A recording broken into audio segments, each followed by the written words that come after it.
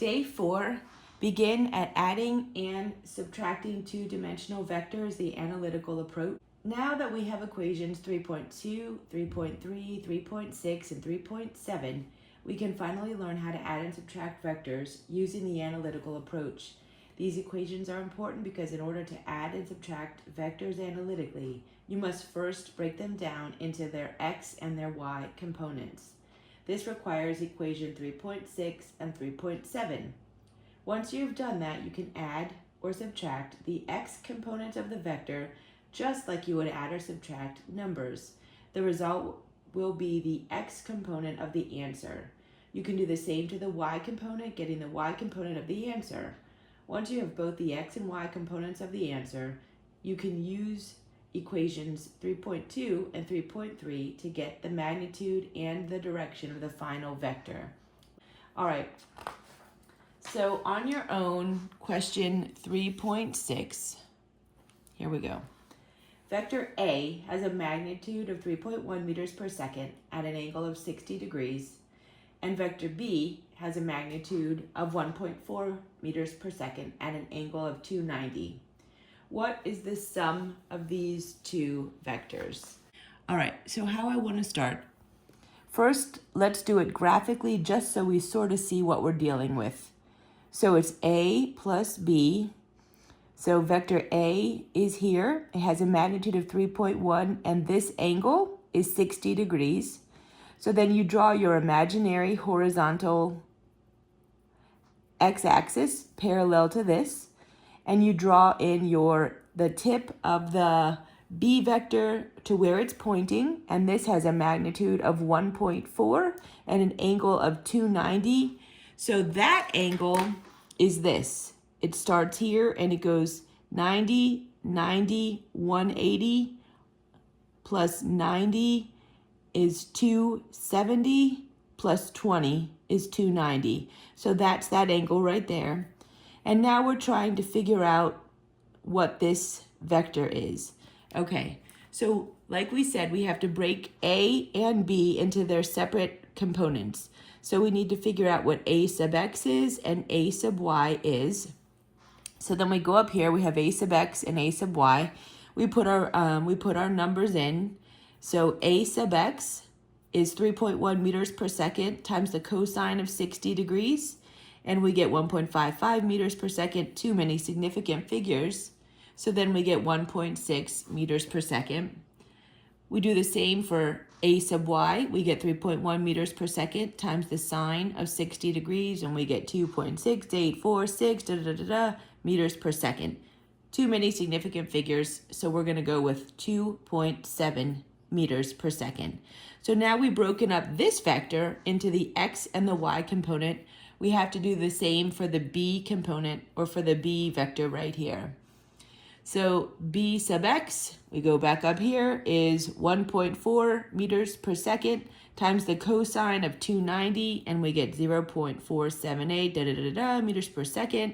We round that to 0.48 meters per second, and that also is the right number of significant figures. Then we have to break, again, this b vector into its y component. So we use this formula up here, and we say 1.4 meters per second times the sine of 290 is negative 1.31556 meters per second. Way too many significant figures, so then that needs to be negative 1.3 meters per second. So now that we have this broken out into x and y, and this broken out into x and y, we can add the two x components together to get c sub x, and we can add the two y components together to get c sub y. So when we add 1.6 plus 0.48, we get 2.08 meters per second. Too many significant figures, so we get 2.1 meters per second. And now to find c sub y, we go to a sub y, and we get 2.7 meters per second, plus b sub y, which is negative 1.3 meters per second, and we get 1.4 meters per second. So now we have the c vector broken out into its x and its y components. so we can figure out what the magnitude is. So we say c sub x squared plus c sub y squared. We put all the numbers in. And again, I went and did all the calculations just so that you are making sure you put them in your calculator correctly. So when you do all that math, you get the answer of 2.5 meters per second. Now, that is the magnitude of this c vector, just the magnitude. However, we still have to decide what its angle is. So we go back to equation 3.3. Theta equals the inverse tangent of cy over cx. And again, I wrote that all out and I did all the math just to make sure that you have your calculator correct. And I got the angle of 34 degrees. So if you look up here, this angle right here is 34 degrees. Since the x and the y components are both positive, so what does that mean? If I look here, 2.1 positive, 1.4 positive, the vector is in the first quadrant or the first region. We already knew that because before we even started, we plotted it graphically. So because it is in that region, you remember that that means you do not have to add anything to that number. So the sum of vectors A and B have a magnitude of 2.5. So let's write that out. The final answer has a magnitude of 2.5 meters per second and a direction of 34 degrees. So that is your final answer right there. So for vector C, it's 2.5 meters per second with a direction of 34 degrees. 3.7. A Boy Scout travels 8.2 kilometers with a heading of 120 degrees and then 3.2 at a heading of 250 degrees. What is his final displacement relative to his starting point? All right, first thing I like to do is draw. Let's just draw it out or sketch it out. It doesn't have to be perfect, so we know which region or quadrant we're in. So when you do that, we figure out that we are in the second region or the second quadrant.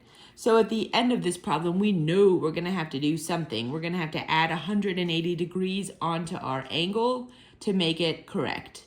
But now let's get started. Let's break apart our vector into its x and y components for A.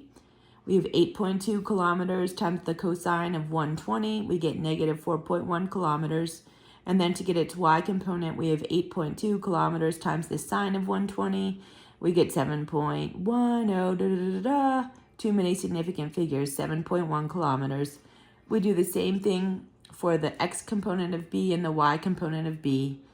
And we get negative 1.1 kilometers and negative 3.0 kilometers. Now to figure out the x and y components of C, we just have to add them together. So we get the x component of C is negative 5.2 kilometers and the y component of C is 4.1 kilometers. So now that we have the components and can figure out magnitude and now direction. So the magnitude of C, this here, is going to be c sub x squared plus c sub y squared. Again, I went ahead and did all the math just to make sure you're keeping up. 6.6 kilometers, that is just the magnitude. So I redrew the triangle for you so you would see the magnitude of A was 8.2, the magnitude of B was 3.2, the magnitude of C is 6.6. But now we have to figure out what the theta is. So we come over here. We say theta is the inverse tangent of c sub y over c sub x. We do our math and we figure out that theta is negative 38 degrees. We almost are happy with that, but then we remember, it is in the second quadrant. So that tells us because it's in the second quadrant, we need to add 180 to the results in order to get the angle defined properly. So the Boy Scout's final displacement is 6.6 kilometers at a direction of 142 degrees.